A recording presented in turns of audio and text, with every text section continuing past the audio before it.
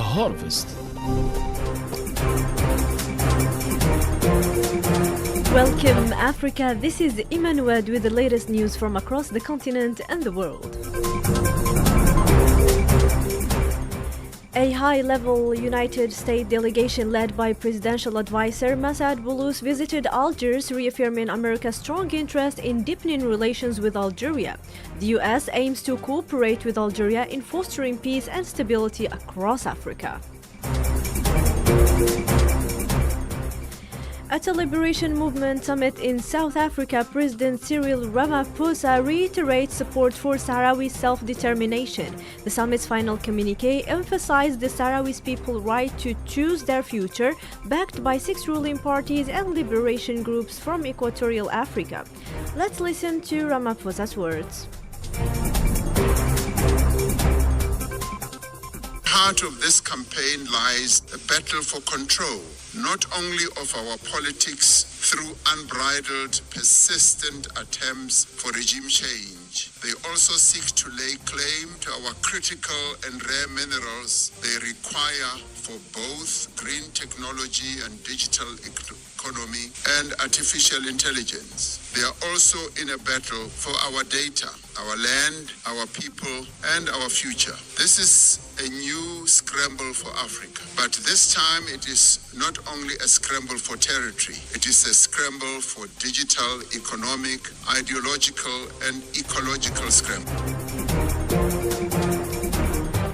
Sahrawi military units carried out attacks on Moroccan Occupation Authority forces in the Gelta sector, according to the Sahrawi Army Political Commission.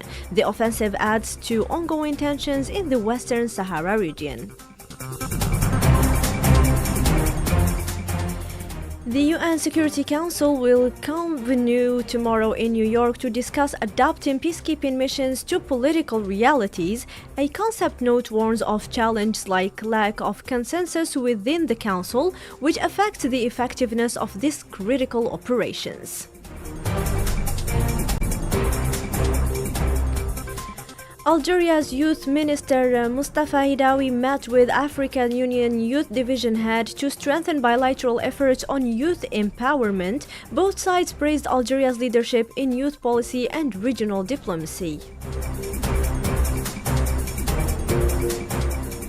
Algeria emphasizes its commitment to ethical AI governance at the World AI Conference in China.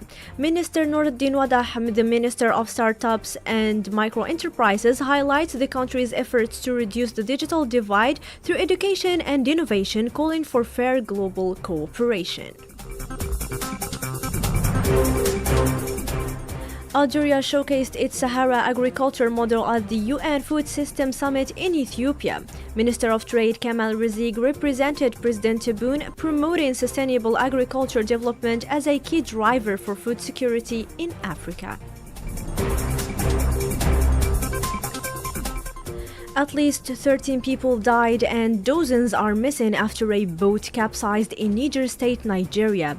The overloaded vessel was transporting passengers and agricultural goods to a weekly market when it sank Saturday, local authorities confirmed.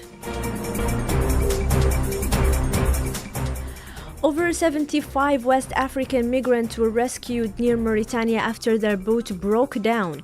The pirogue, which have left Guinea 11 days earlier with over 100 people aboard, included passengers from Guinea, Senegal, and the Gambia.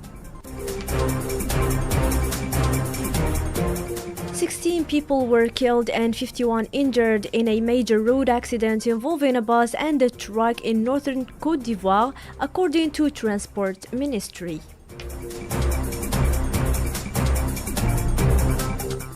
Ghana recorded its first death from the Mpox virus amid a surge in infections. Within 23 new cases last week, total infections now stand 257 since mid-2022. The WHO organization has calls for continued global support to fight the outbreak. The inaugural African School Games kicked off in Annaba, Algiers, making a major step in youth sports development across the continent. The Algerian Olympic caravan arrived at the athletes' accommodation site, where they were warmly welcomed. The event is spearheaded by Zubida Bouyaqoub, chair of the Algerian Olympic Committee's Athletes Commission, and features Olympic champions Nouria Benaida Merah and gold medalist of the 1,500 meter at the Sydney 2000 Games, and Saïd Gurni Aissad Jabir, bronze medalist in the 800 meter games. Algeria's national karate team won 12 medals, including 2 golds at the African Karate Championship in Abuja, Nigeria.